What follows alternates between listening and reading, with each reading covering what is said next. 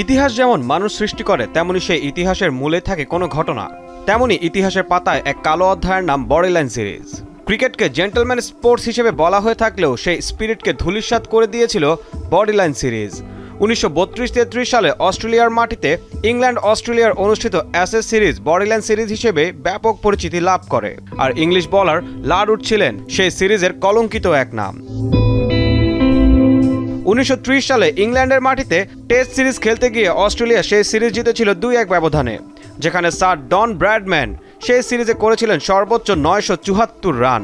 কাজেই পরের সিরিজে ইংল্যান্ডের প্রধান প্রতিপক্ষ হয়ে দাঁড়ালেন তিনি।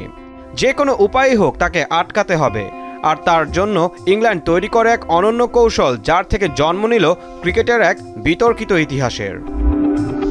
1932 সালে অস্ট্রেলিয়ার মাটিতে ইংল্যান্ডের পরের সিরিজ, যেখানে দলের নেতৃত্বে দেওয়া হয় চৌকস ডগলাস জার্ডিনকে, আর তার তুরুপের তাস ছিল নটিংহ্যামের এক কয়লা খনির সাবেক শ্রমিক হ্যারল্ড লারউড, যিনি ছিলেন এই সিরিজের খলনায়ক।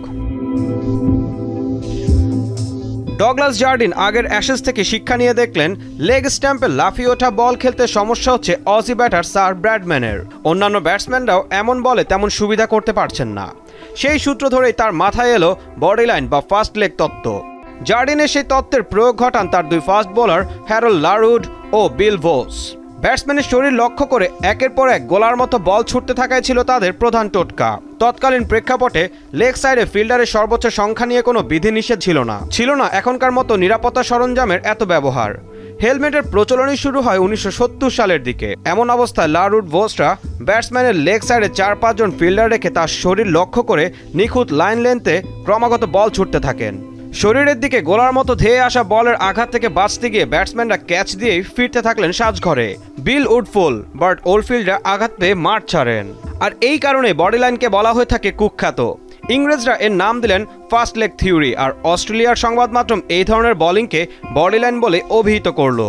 অ্যাডিলেড সিরিজ চলাকালীন সময়ে অস্ট্রেলিয়ান ক্রিকেট বোর্ড এমসিসির কাছে ইংল্যান্ডের বডিলাইন কৌশলের বিরুদ্ধে তীব্র প্রতিবাদ জানায়।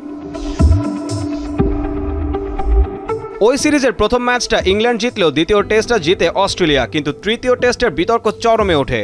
অস্ট্রেলিয়ার দুজন ব্যাটসম্যান খেলার সময় মারাত্মক আঘাত পান।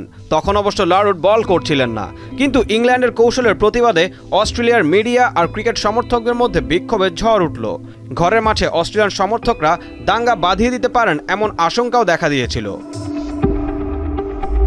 তবে সবকিছুকে ছাপিয়ে ইংরেজ ফাস্ট বোলাররা দ্রুতগতির নিখুঁত ও আগ্রাসী বোলিংয়ের দাপটে ইংলিশরা সেই সিরিজ জিতে নেয় 4-1 ব্যবধানে। ব্রডম্যান সব মিলিয়ে সর্বোচ্চ রান সংগ্রহ করলেও তা যথেষ্ট ছিল না।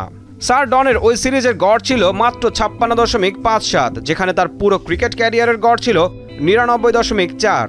আর এই সিরিজে লারউড একাই নেন 33 উইকেট, যার মধ্যে 4 বার আউট করেন ডন ব্র্যাডম্যানকে। ইংল্যান্ডের এই কৌশল নিয়ে তখন থেকে চলে তর্ক বিতর্ক।